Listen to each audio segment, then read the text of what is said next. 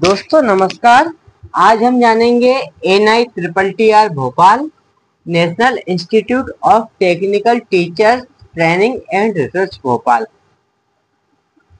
दोस्तों जो अभी 4 अगस्त 2025 को साउंड रिकॉर्डिस्ट का जो पेपर हुआ था दोस्तों, उससे हम सोल्व करते हैं। चलिए दोस्तों देखते हैं।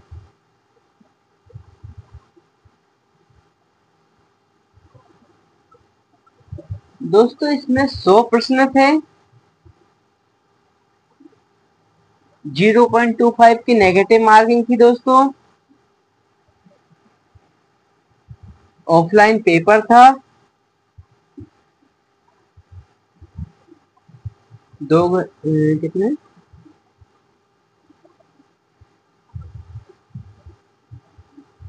हिंदी और अंग्रेजी दोनों में था दोस्तों।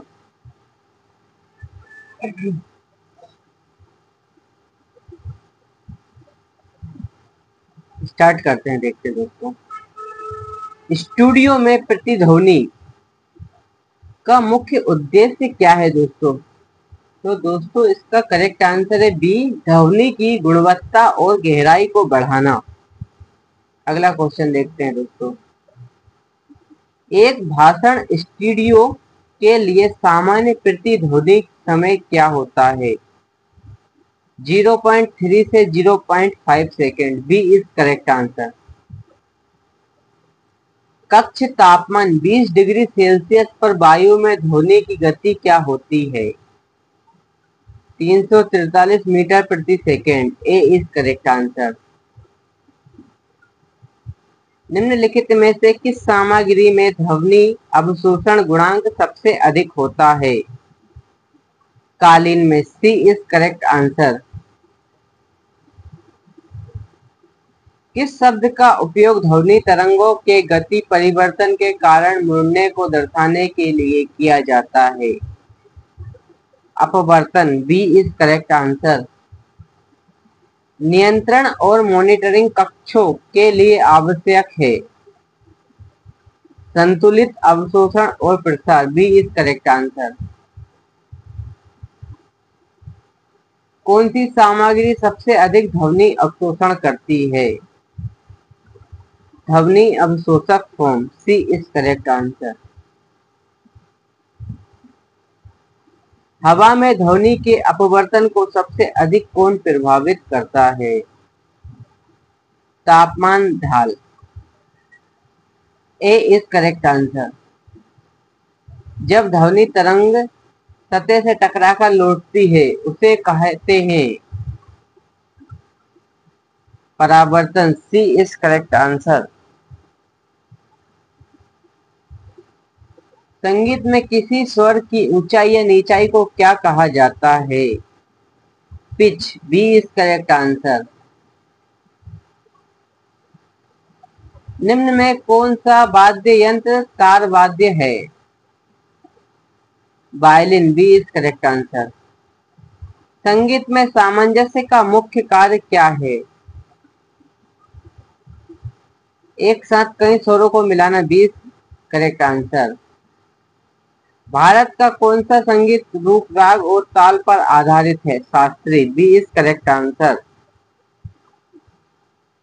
कौन सा संगीत रूप विभिन्न सांस्कृतिक परंपराओं के तत्वों को मिलाता है? C is correct answer. Fusion. निम्न में से कौन सा ताल वाद्य है? तबला। सी इज करेक्ट आंसर। निम्नलिखित में से कौन सा वाद्य यंत्र वायु वाद्य है? B is correct answer. Clarinet. संगीत में मेलोडी का क्या अर्थ है? सुरों का अनुक्रम जो एक धुन बनाता है। ए इज करेक्ट आंसर। एक साथ विभिन्न सुरों का संयोजन जिससे मधुर ध्वनि उत्पन्न होती है क्या कहलाता है? C is correct answer. सामंजस्य। भारतीय शास्त्रीय संगीत को पश्चिमी शास्त्रीय संगीत से क्या अलग करता है? बी इज करेक्ट आंसर, राग और ताल पर पल। कौन सा संगीत रूप सरल पारंपरिक धुनों द्वारा पहचाना जाता है? लोक। B is correct answer. कौन सी केवल संतुलित ऑडियो संकेतों के लिए सामान्यतः उपयोग की जाती है? XLR। B is correct answer. एक ऑडियो एम्पलीफायर का मुख्य कार्य क्या है? सिग्नल की शक्ति बढ़ाना। B is correct answer. कौन सा माइक्रोफोन वातावरण की ध्वनि रिकॉर्ड करने के लिए सबसे उपयुक्त है? Condenser. B is correct answer. किस लाउड स्पीकर विशेषता से ध्वनि का फैलाव प्रभावित होता है? शंकु का आकार। B is correct answer. कौन सा माइक्रोफोन पोलर पैटर्न सभी दिशाओं से ध्वनि को समान रूप से पकड़ता है? सर्व दिशात्मक। C is correct answer. Dynamic microphone की कौन सी विशेषता उसे अलग बताती है? सी इज करेक्ट आंसर, मजबूत और टिकाऊ। डायनामिक माइक्रोफोन सबसे उपयुक्त होता है लाइव ध्वनि और तेज वाद्ययंत्रों के लिए। C is correct answer. Digital recording का एनालॉग रिकॉर्डिंग पर क्या मुख्य लाभ है? B is correct answer, copy करते समय सिग्नल की गुणवत्ता में गिरावट नहीं होती।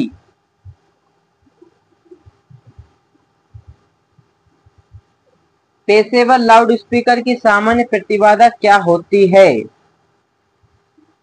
4 से 8 ओम। ए इज करेक्ट आंसर।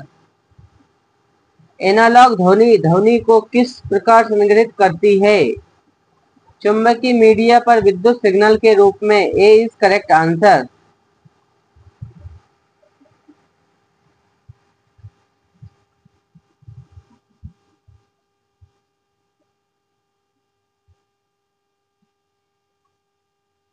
फिल्म निर्माण के लिए सामान्य फ्रेम रेट क्या है? 24 FPS is correct answer. Film sound production में फोली क्या होता है? पोस्ट प्रोडक्शन में बनाए गए ध्वनि प्रभाव। C is correct answer. Multimedia production में ध्वनि को वीडियो से जोड़ने वाला उपकरण कौन सा है? Encoder. C is correct answer.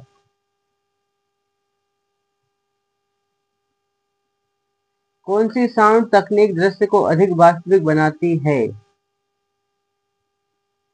वातावरण की ध्वनि जोड़ना। B is correct answer.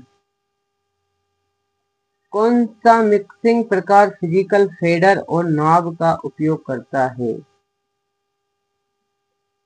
Analogue mixing. C is correct answer.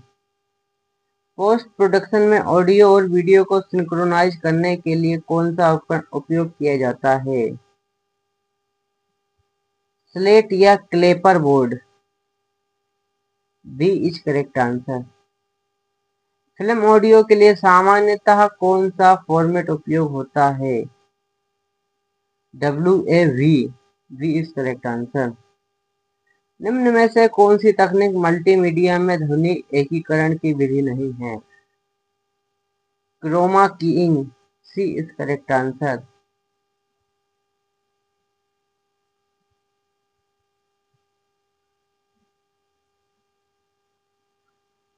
Film production में ADR का उद्देश्य क्या है?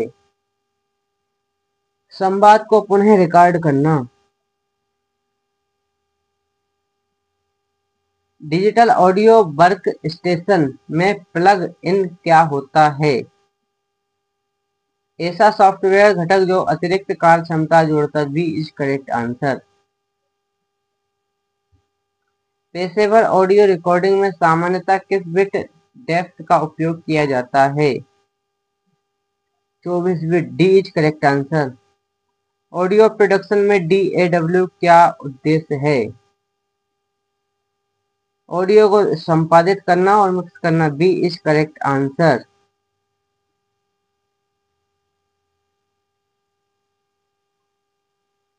मल्टी ट्रैक रिकॉर्डिंग का क्या अर्थ है? कई ऑडियो स्रोतों को अलग अलग रिकॉर्ड करना। B is correct answer.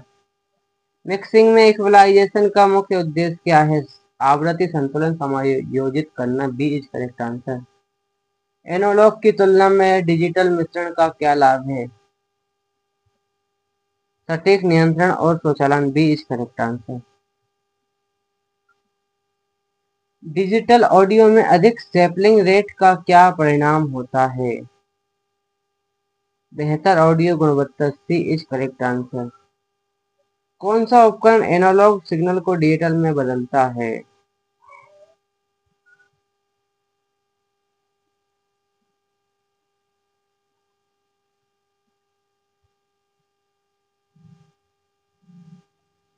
ADC. Digital audio editing के लिए सामान्यतः कौन सा सॉफ्टवेयर उपयोग होता है? ऑडेसिटी।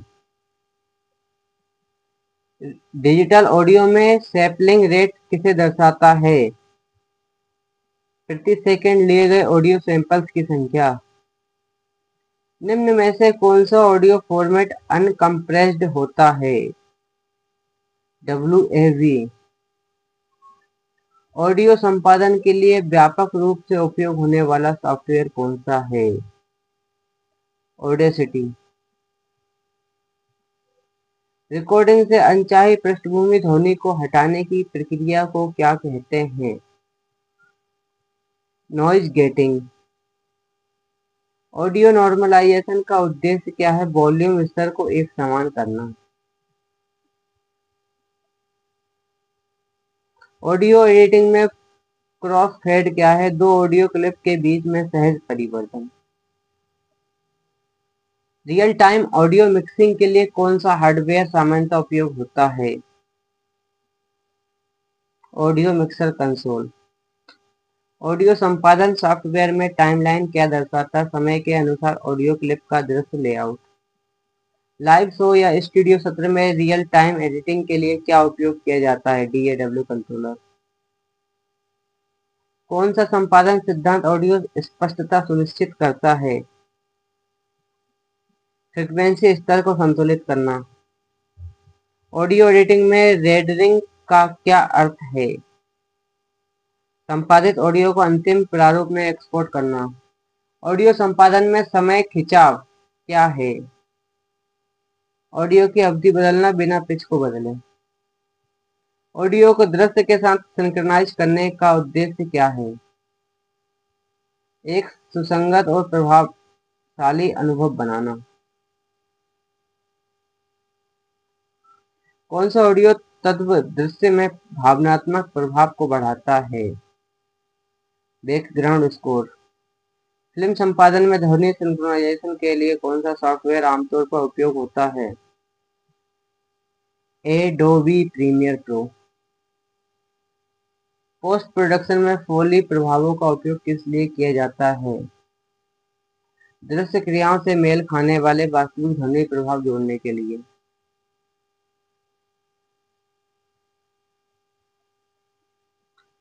ऑडियो वीडियो प्रोडक्शन में लिप सिंक क्या होता है? बोले गए शब्दों को पात्र के होठों की गति से मेल करना।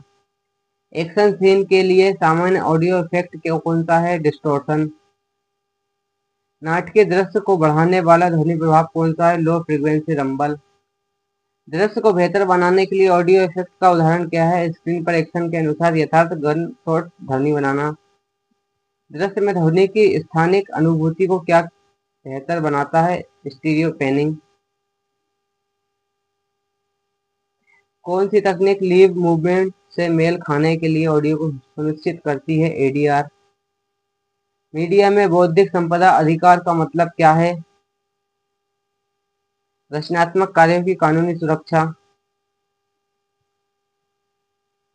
ध्वनि रिकॉर्डिंग में मीडिया नैतिकता क्यों महत्वपूर्ण है? यह कानूनी मुद्दों से बचने और निष्पक्षता को बढ़ावा देने में मदद करती है।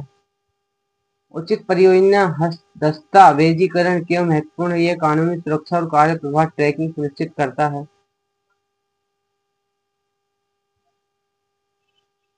निम्न में से मीडिया निर्माण में क्या अनैतिक है? बिना अनुमति के संगीत कॉपी करना। मीडिया प्रोडक्शन में प्रभावी परियोजना प्रबंधन का प्रमुख पहलू क्या है?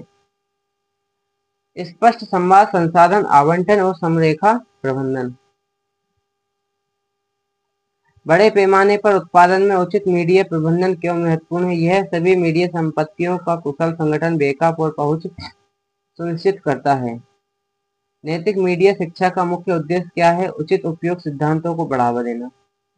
ऑडियो के नैतिक उपयोग को सुनिश्चित करने वाली प्रथा कौन सी है? उचित लाइसेंस प्राप्त करना।